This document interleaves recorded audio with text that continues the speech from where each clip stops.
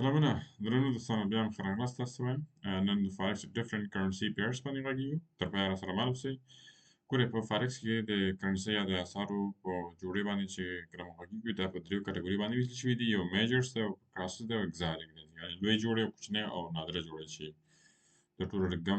کم کارول کېږي صحیح ده او ځو مخکې او چې په نورو کرنسیو باندې غږیږو انشاءالله چې او همداشان د هر یو جوړه کې مثال کوم کرنسیانې شامل دي ښه میجر کرنسي پیرز چې د ده سورس چې ما اخیستی ده له بي آی اس نه بي آی اس سورسز یعنې بانک آف انټرنیشنل سیټلمنټ صحیح دی نو دې نه ما اخیستی دی او تاسو یې به انشاءالله ویې ګورئ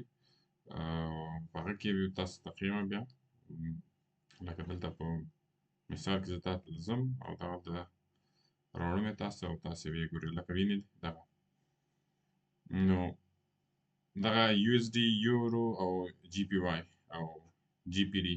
دا چې دي دا د لکه بیک بون ورته ویل کېږي دې ته ځکه بیک بون ورته ویل کېږي چې د زیات کارول کېږي او زیات لکه والیوم هم ډېر دی په مارکېټ کې او دا یې نه دلته تاسو وګورئ اماونټ ټرن اوور اماونټ دلته به 15 کې 215 او د یو اس ډي وګوره 99% همداشان د یورو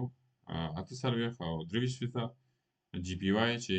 د جاپان پیسې دي او دا وګوره 24 او 11% همداشان جی بی پی یعنی ګریټ برټش پاوند دغه 3 اماونټ دی یعنی چې دا شیر دی ښه پرسنټیج شیر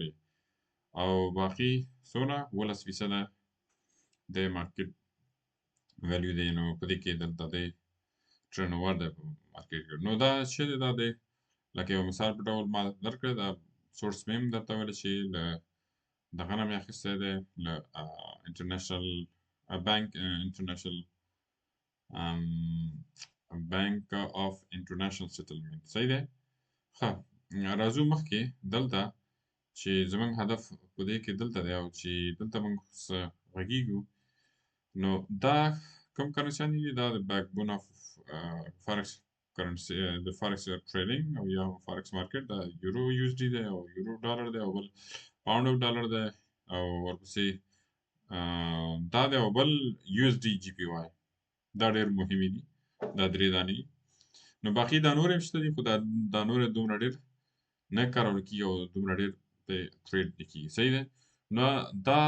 په میجر کرنسي پیرز کې راځي چې تر ټولو لوی د کرنسۍ جوړې چې زیات کارول کېږي او زیات ټریډ کېږي د دې خصوصیات به درته وایم چې خصوصیات یا مثلا هغه څه ورته وایي ځانګړتیاوې درته وایم چې مثلا ډېر زیات لیکویډیټي لري دا کرنسۍ دا پیرز او راکړه ورکړه پکې ډېر زیات صورت دي صحیح ده ټیټ سپریډ باندې بیا موږ غږیږو پیپس باندې غږیږو همداشان لیوریج باندې غږیږو موږ بیا په راتلونکي ویډیو کې بیډ او اسک باندې بیا غږیږو او مارجن باندې غږیږو دا نور ټول شیان باندې موږ غږیږو لکه دا تاسې به انشاءالله پوه شئ نو بل باثباته دي دا صحیح ده دا کرنسیانې دا باثباته دي چې کله مثلا ټریډ کوي نو راځئ مخکې ځو دا نور یې دومره ډېر که نه کارول کېږي او نه څوک دومره ډېر پرې استفاده کوي بل د کرنسي لکه کراس کرنسي پیرز نان یو اس ډي چې یو اس ډي پکې شامل نه دی مثال یورو کراسس ین کراسس شو پاوند کراسس شو صحیح ده په دې معنی چې یورو سره مثلا دا هغه کېږي نورې کرنسیانې لکه ټریډ کېږي او بل ین ده مثلا ین سره نور کرنسیانې ټریډ کېږي چې د جاپان پیسې د ملي کرنسۍ ده او بل پاوند شو چې د برټش نو یورو او چیف شو دا شو او سی ایچ اف دا ده او ورپسې یورو ای یو ډي یعنی مطلب دا ده چې استرالیایي ډالر صحیح ده دا د سویس ډالر ده او د ده په خوا کې ین ده ین سره چې مثال کوم یورو او ین کېږي د برټش او ین کېږي برټش پاوند او همداشان استرالیایي ډالر او ین ورسره لکه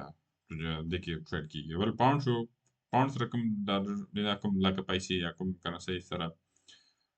ټریډ کېږي هغه پاوند شو ورسره اسټرالیایي ډالر شو پاوند او نیوزیلند ډالر شو همداشان پاوند او کاناډایي ډالر شو دا هغه پیسې دي چې کرنسیانې دي چې یو بل سره دوی سره څه کېږي لکه ټریډ کېږي دویم ښه دي یعنې دا دومره بد نه دی د دوی پیسې هم ښه دي چې خو ځانګړتیاوې په دوی کې دا دی چې دا لږ جوړو په پرتله لوړ سپریډ لري او لکه اقتصادي حساب باندې سیمې اقتصادي اغېزې ورباندې پرې وي نو هغه په نورو باندې هغو باندې دومره ډېر نه وي خو په دوی باندې ډېر زیات وي صحیح دی نو لکه هغه وخت کې دا کېږي چې مثلا یو څوک نه غواړي چې یو اس ډي سره دا هغه وخت کارول کېږي چې نه غواړي یو ټریډر چې یو اس ډي سره لکه نورې کرنسیانې سره معامله وکړي صحیح ده او یا هم ټریډ وکړي نو راځو دا بل پیر څه چې دا اکزوټیک دی چې دا اکزوټیک کرنسي پیرس دا کوم دي دا همدا دي چې لکه ډېر نادر دي او د یوې جوړې له لوی اثار سره لکه هغه کېږي څه ورته وایي هغه کوچنی اثار دي چې لوی اثار سره تبادله کېږي لکه کوم شو مثلا دا په هر یو باندې مکسیکن شو مثلا دا آر شو زار چې ساوت افریقا پیسې شو مثلا د تیب شو او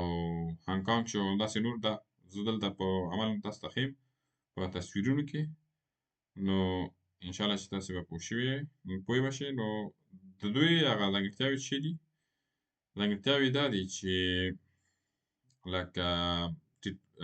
لیکویډیټي لري او دومره ډېر نه دي لوړ سپریډ لري همداشان زیات خطر او ډېر ضد بدلون مومي اقتصادي ثبات نه لري صحیح ده راځئ لکه په تصویر کې تاسو ته وښیم چې تاسې ښه ستاسې ذهن پرې خلاص شي صحیح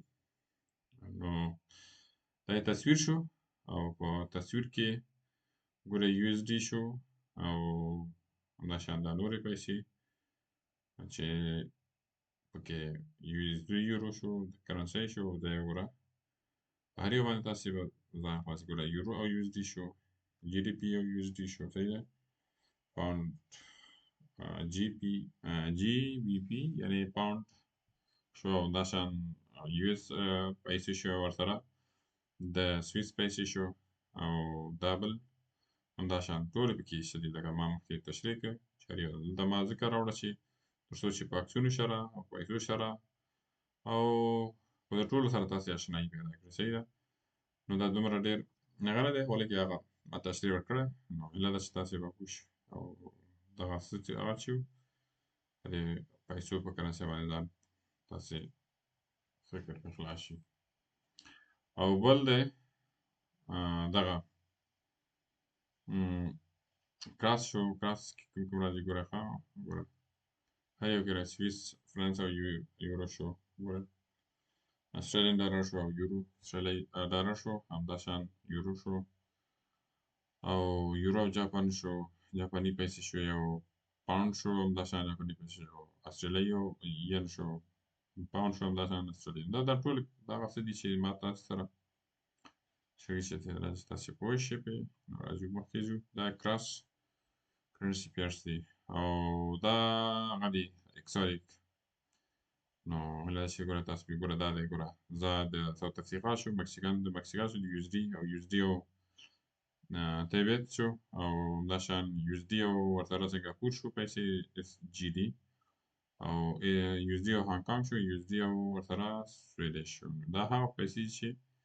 نادره دي او دومره ډېر نه کارول کېږي البته په میجر کرنسیانو سره کېږي هیله ده چې تر دې ځایه پرې پوه شوي یاستئ او که څه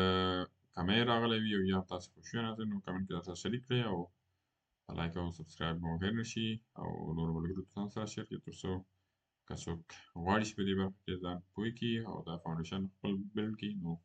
دا ویډیو ورته په ګټور تمامېږي تر بیا ښې چارې د الله په امان